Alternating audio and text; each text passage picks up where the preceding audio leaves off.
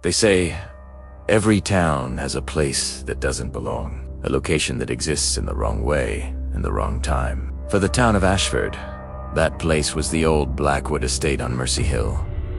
But more specifically, it was the mirror in the upstairs bedroom. The mirror that no one should ever look into after dark. I learned about it from my grandmother 3 days before she died. She gripped my hand with surprising strength for someone so frail. Her papery skin cold against mine. Her eyes, clouded with cataracts, somehow seemed to see right through me. "Promise me something," she whispered, her breath rattling. "Promise me you'll never look for the Blackwood mirror. Promise me you'll never stand before it when the sun goes down. Primera promesa." Of course, I promised. You don't argue with a dying woman, but I didn't understand. Not then. The Blackwood estate had been abandoned for 47 years. Everyone in Ashford knew the stories. A family of 5 had lived there once. The parents, Marcus and Eleanor Blackwood, and their 3 children. One morning in October of 1977, a mailman noticed their newspapers piling up. The door was unlocked. Inside, he found them. All 5 of them were standing in the upstairs bedroom, facing the mirror that hung on the eastern wall. They were perfectly still, perfectly silent. Their eyes were open. They weren't breathing. The coroner couldn't determine a cause of death. No poison, no violence, no disease. Their hearts had simply stopped, all at the same time. All while staring into that mirror. The house was sealed. The mirror was left exactly where it hung. I'm a journalist, or at least I try to be. Local stories, small-town mysteries, the kind of thing that gets buried in the back pages. When my grandmother died, when I inherited her house in Ashford, I saw an opportunity, a story that had never been properly told. The Blackwood Mirror. It took me 3 weeks to get permission to enter the estate. The Historical Society was reluctant, but I was persistent. I told them I wanted to document the house before it was demolished. They didn't need to know about my real interest. The day I entered, it was late afternoon. Golden lights slanted through broken windows, illuminating dust particles that danced in the air like tiny ghosts. The house groaned around me, settling into its bones. Every step on the staircase sent echoes through the empty rooms. The bedroom was on the 2nd floor, at the end of a long hallway lined with photographs, family portraits, all facing the wall now, their backs to the corridor. Someone had turned them around. I wondered who. I wondered when. The door to the bedroom was closed. Not locked, just closed. My hand trembled as I reached for the handle. This was stupid. Permetta told myself it was just a mirror. Just glass and silver and superstition. The door swung open on silent hinges. The room was exactly as it had been left. The furniture was covered in white sheets, ghostly shapes in the dimming light, but the mirror on the eastern wall was uncovered. It stood 7 feet tall, framed in ornate dark wood carved with symbols I didn't recognize. The glass was perfect. Not a crack, not a smudge. Just perfect, impossible clarity. I checked my watch. 4:30 in the afternoon. The sun wouldn't set for another 3 hours. I had time. I approached slowly, my camera ready. This was what I came for. Documentation. Evidence. A story that would put my name on something bigger than church bake sales and county fair reports. The mirror reflected the room behind me, perfectly. The covered furniture, the door, the window with its dying light, and me, standing there with my camera raised. Everything exactly as it should be. Except the shadows were wrong. In the room, the light came from the west, from the window behind me.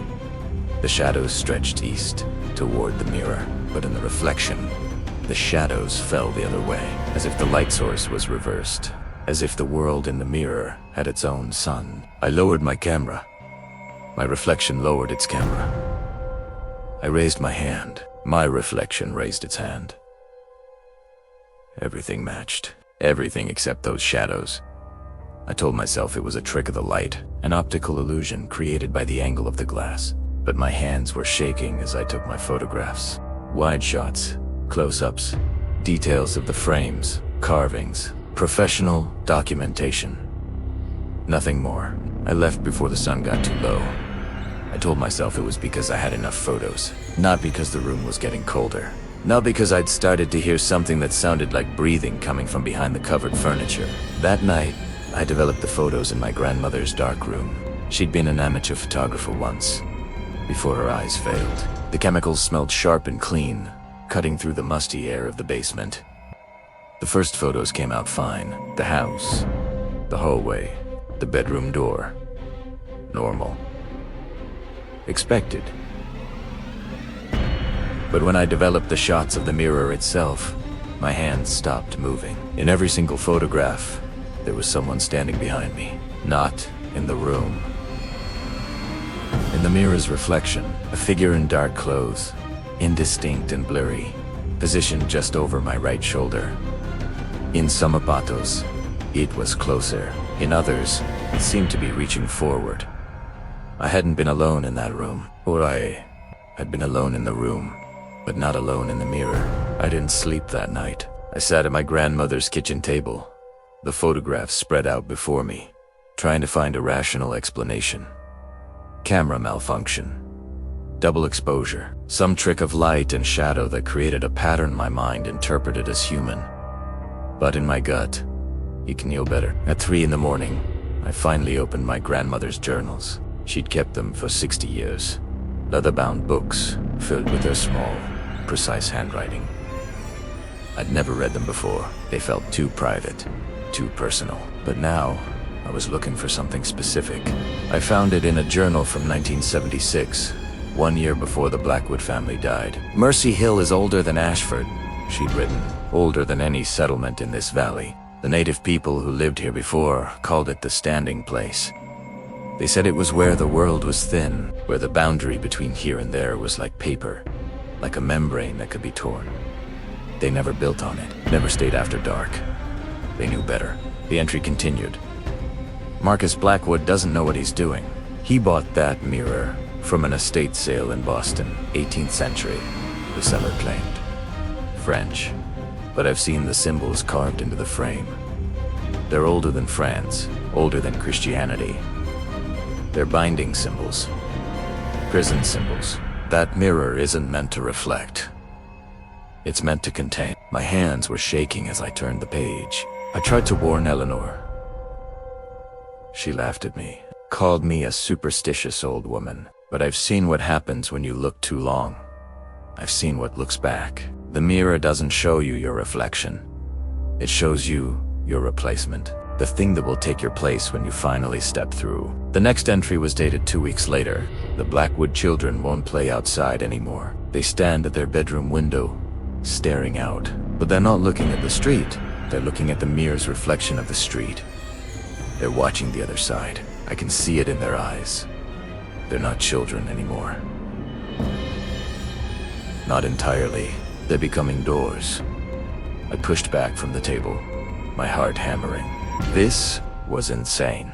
These were the ravings of an old woman losing her grip on reality. My grandmother had been prone to flights of fancy in her later years. Everyone knew that, but everyone also knew the Blackwood family had died, standing in front of that mirror. I tried to tell myself I was done. I had my story. Tragic family local superstition, unsolved mystery. I could write it up, submit it to a regional magazine, move on. I didn't need to go back to that house, but the photographs kept pulling my eyes. That figure behind me, getting closer in each successive shot. What if I'd taken one more photo? What would it have shown?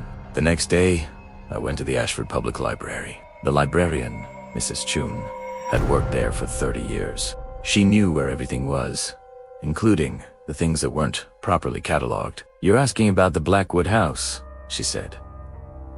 It wasn't a question. "You're the third person this month." I felt cold. "Who were the others?" She pulled out a binder from beneath her desk. "I keep track," she said quietly. "Everyone who asks about that house. Everyone who goes there started doing it after the first disappearance." The binder held newspaper clippings and handwritten notes, dates and names. The first entry was from 1982. Thomas Garrett, Argay, 19. Mrs. Chun Reed, urban explorer. amateur photographer, went to the Blackwood house on October 15th.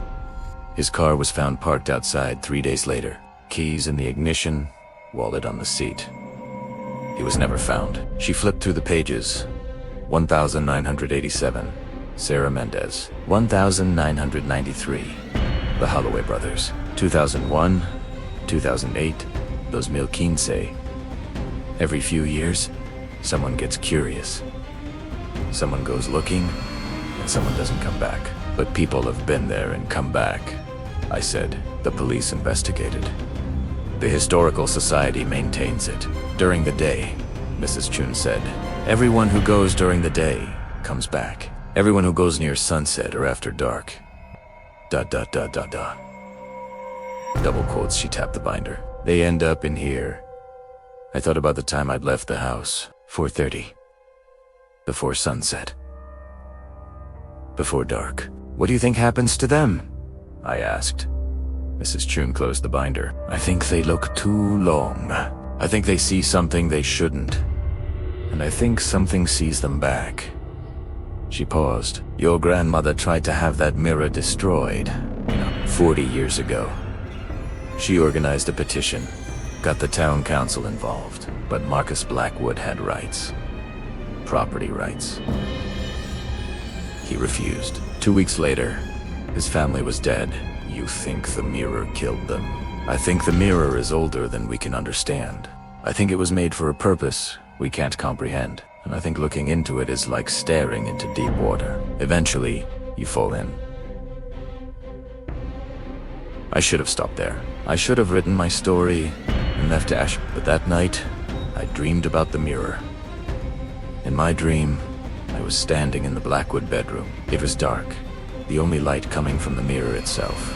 It glowed softly, like moonlight on water. And in its reflection, I could see the room as it used to be. Furniture uncovered, curtains drawn back, a child's toys scattered on the floor. The Blackwood children were there. All three of them. They stood in a row, facing the mirror, their backs to me. They were humming something. A lullaby, maybe. Something old. We've been waiting, one of them said without turning around. We've been waiting for someone to take our place. I woke up, gasping, tangled in sweat-soaked sheets. The clock read 3:17 a.m. Outside my window, the street was empty. But in the glass of the window itself, I saw movement. A figure standing on the sidewalk, looking up at my house, looking up at me. I closed the curtains and didn't look again. The logical part of my brain was screaming at me to leave it. Pack up my grandmother's house, return to the city, forget about Ashford and its mirror and its missing people. But the story had its hooks in me now. And more than that, I was starting to understand something my grandmother had tried to tell me. The mirror wasn't just in the Blackwood house. Not anymore. I started noticing things. Reflections that didn't quite match. Mirrors in my grandmother's house that showed rooms with furniture arranged differently than they actually were. Windows that reflected versions of the street where the trees were in different positions. Small things, easy to dismiss, but consistent. I covered every mirror in the house, sheets, towels, anything I could find, but it didn't help. I could feel something watching me, not from the mirrors themselves, but from the space behind them, the space the mirrors opened into. On the third night, I found my grandmother's last journal, the one she'd been writing in during her final weeks. Most of it was mundane, doctor's appointments, grocery lists, reminders, but the last entry, written in a shaking hand, was different. It's found me again.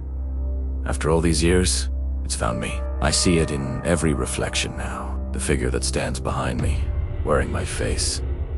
It's been waiting. They all wait there, in the space between.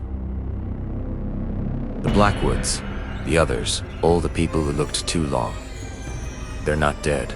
They're just on the other side, and they want out. I thought I could protect this family by keeping the secrets. But secrets don't die. Who's to wait? And now it's coming for my grandchild. I can see it reaching through. Soon, there won't be a barrier at all. Soon, the mirror will be everywhere. If you're reading this, my dear one, don't try to understand. Don't try to fix this. Just run. But I couldn't run, because that night, I heard it. Knocking. It came from the bathroom. Soft, rhythmic taps against glass. I stood in the hallway, every instinct screaming at me to leave, but my feet carried me forward. The bathroom door was open. The mirror above the sink was uncovered. I'd missed it when I covered the others. And in its reflection, someone was knocking from the other side. The figure was clearer now. I could see details. The same clothes I was wearing, the same face. It was me, but not me. Its eyes were different. Darker. Deeper. Like looking into wells. It smiled, and its teeth were too sharp. "Let me in," it whispered, and its voice came from everywhere and nowhere. "You looked into the mirror. You took my photograph. You opened the door. Now let me in. Primera. In." I grabbed my keys and ran out of the house, into my car, and I drove. I didn't know where. Away. Anywhere but there. But you can't outrun a reflection. At a red light, I glanced at my rearview mirror. It was sitting in my back seat, the thing with my face. It wasn't moving, just sitting there, hands folded in its lap, staring at the back of my head. "You can't run from yourself," it said. The light turned green. I drove through it, accelerating, taking turns at random. When I looked again, the back seat was empty, but in the side mirror, I saw it standing on the sidewalk, watching me drive away. I ended up at a 24-hour diner on the edge of town. Fluorescent lights, chrome fixtures, mirrors behind the counter. I sat in a booth facing away from them, my hands wrapped around a cup of coffee I couldn't drink. The waitress looked concerned. "You okay, honey? Do you see anyone else in here?" I asked. "Anyone who looks like me?" She glanced around the empty diner. "Just us. You want me to call someone?" I wanted to say yes. I wanted to tell her everything, but who would believe me? Who could help me? Instead, I asked, "What do you know about the Blackwood mirror?" Her expression changed. Hardened. "You went there?" "Yes." "You looked into it?" "Yes." She refilled my coffee with shaking hands. "Then you've already made your choice. You just don't know it yet." "What choice?" "Everyone who looks into that mirror has to choose. You can let it take your place, let it come through and live your life while you go into the glass. Or you can resist, keep it on the other side. But if you resist, you have to stay strong. You can never look again, never give it another opening. And it will try. Oh God, it will try." "How do you know this?" She pulled back her sleeve. Her wrist was covered in scars. Thin, precise lines. "I looked," she said quietly. 20 years ago, I was young and stupid and curious. I stood in that bedroom and stared at my reflection until I started to see the differences. The little ways, it wasn't quite me. And then it started trying to get through. "How did you stop it?" "I didn't." She laughed, but there was no humor in it. I just learned to live with it. I avoid mirrors. I don't look at reflections. I work night shifts so I don't have to see my shadow.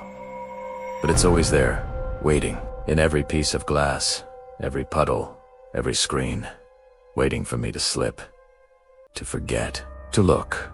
She leaned closer. "Here's what your grandmother didn't tell you. The mirror isn't the problem. The mirror is just the strongest door. But once you've been seen, once you've been marked, every reflection becomes a door.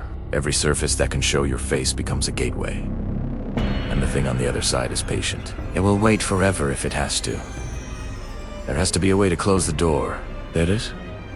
She straightened up, her expression grim. "You go back. You go back to the original mirror, the Blackwood mirror, and you go through. You trade places. You let it have your life, and you live in the reflection. That's what the Blackwoods did. That's what all the missing people did. They got tired of running. They got tired of seeing themselves in every surface. So they went back, and they made the trade. No." I stood up, too fast, knocking over my coffee. "No, there has to be another way." "Then you'd better find it fast." She pointed at the window. "Because it's learning, it's getting stronger. Look. I didn't want to look. But I did. Empty window in the reflection of the diner. I saw myself.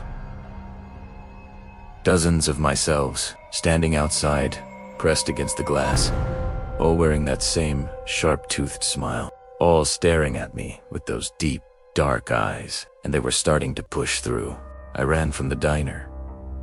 I ran to my car. I didn't look at the mirrors. I couldn't. If I saw it again, if I saw myself looking back with those wrong eyes, I didn't know what I'd do. I drove back to my grandmother's house as the sun was rising. The reflections were worse in daylight. Every window, every puddle in the street, every car I passed showed me my face. But not quite right. Never quite right.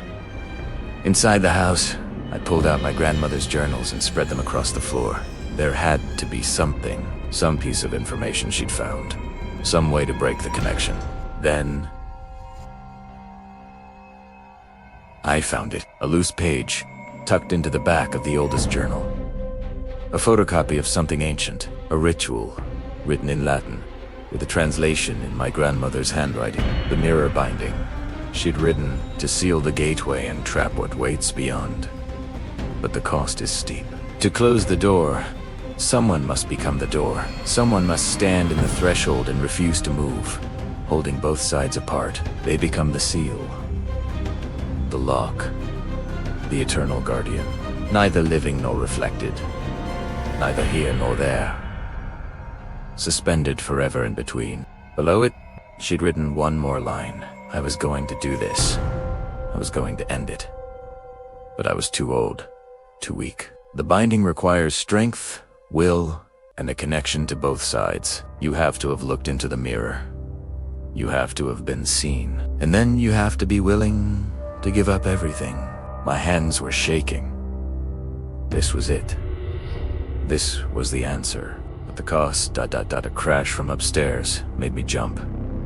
Breaking glass. I grabbed a knife from the kitchen and climbed the stairs, each step creaking under my weight. My bedroom door was open. Inside, every covered mirror had been torn down. The sheets were shredded, scattered across the floor like snow. And in every mirror, every reflecting surface, I saw it. Not standing in the reflection anymore, standing in my room. On my side, it had come through. "Hello," it said with my voice. "I've been waiting so long to meet you properly." I couldn't move. Couldn't breathe. It circled me slowly, studying me like a predator studies prey. "You're wondering how?" it said. "You covered the mirrors. You tried to be careful, but you forgot something." It pointed at my phone, lying on the dresser. The screen was black, reflective. You looked at your phone. Just for a moment. Just to check the time. But a moment is all I needed. What do you want? I want what everyone wants. To be real. To be solid. To be here.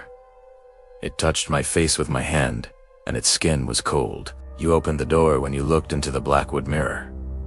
You invited me in. Now I'm simply accepting the invitation. I won't let you take my place. You don't have a choice anymore. Look! Primera. Turned. In the mirror behind me, I saw myself. But I was fading, becoming translucent, becoming a reflection. "It's already happening," it said.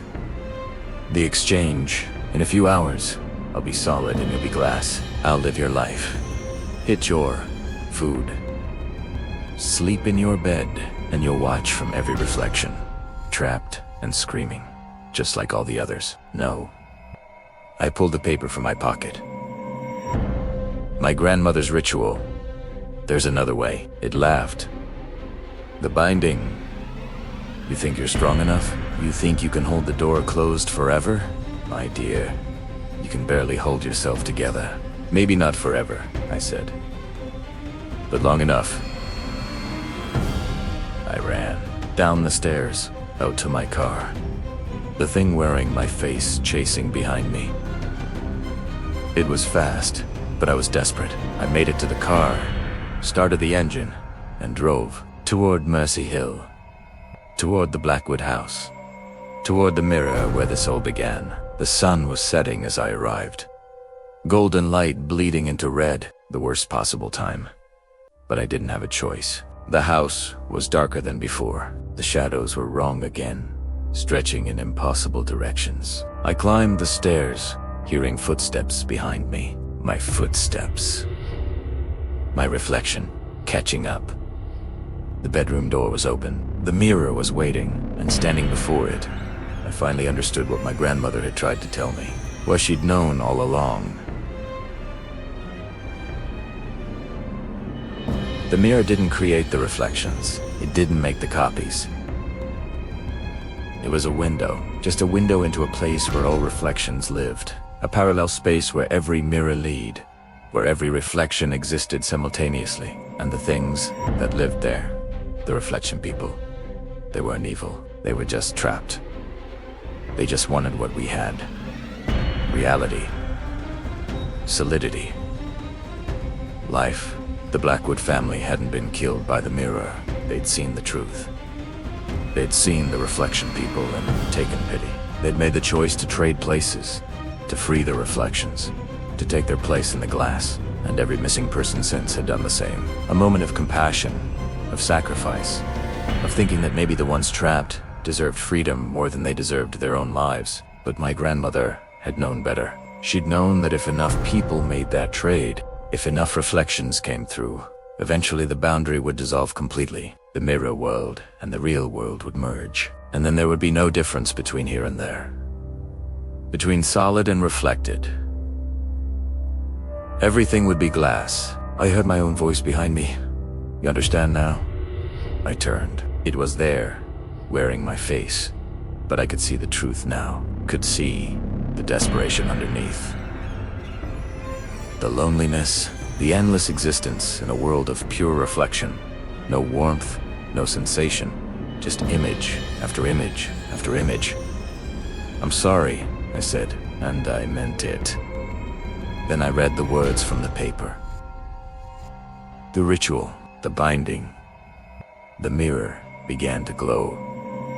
The light was blinding, painful. I felt myself being pulled forward, toward the glass. But I didn't resist. I walked into it willingly, and I stopped, right at the threshold. Half in, half out. Neither solid nor reflected. The seam between worlds. Behind me, in the real world, my reflection screamed. It couldn't come through now. The door was blocked. I was the Dorin de Mirorai. I could see the others, the Blackwoods, the missing people. All the reflections that had ever been. They were reaching for me, pleading, but I held firm. I'm sorry, I said again. But this is where it ends. The ritual completed. I felt myself lock into place. Permanent, eternal. Neither here nor there. Forever between. And now, I wait. I watch. I hold the door closed. From where I stand, I can see both sides. The real world, where my reflection has faded away, unable to maintain its form without the connection. Where the Blackwood house stands empty once more. Where eventually someone will come looking again. And the mirror world, where all the reflections gather, where they press against the glass, searching for another way out. But there is no other way. Not anymore. I am the seal, the lock, the guardian, and I will hold this position until the end of everything. But here's what you need to understand. Here's what my grandmother tried to tell me. Here's what I'm telling you now, as you finish this story. You've been looking at a screen, haven't you? A reflective surface. And while you've been reading, while you've been focused on these words, your reflection has been looking back at you, has been watching you, has been learning about you. And now, before you close this, before you look away, I need you to do something for me. I need you to look at your reflection one more time. Really look at it, because I want you to see what I see. I want you to see the truth. Your reflection isn't quite right, is it? The eyes are a little different, the smile a little sharp. That's because you've been marked now, just like I was. Just like everyone who hears this story. The mirror has seen you, and now it will never stop watching. Every reflective surface from this moment forward, every mirror, every window, every screen, your reflection will be there, waiting, learning, getting ready to take your place. You can try to avoid mirrors. You can try to never look, but eventually, you'll forget. You'll glance at a window. You'll check your phone. You'll meet your own eyes in a piece of glass. And when you do, you'll see it. The thing wearing your face. The thing that wants to be you. The thing that's been waiting in every reflection your entire life, and now finally knows you're aware of it. So go ahead. Close this story. Turn off your screen. Go about your life. But whatever you do, don't look in any mirrors tonight.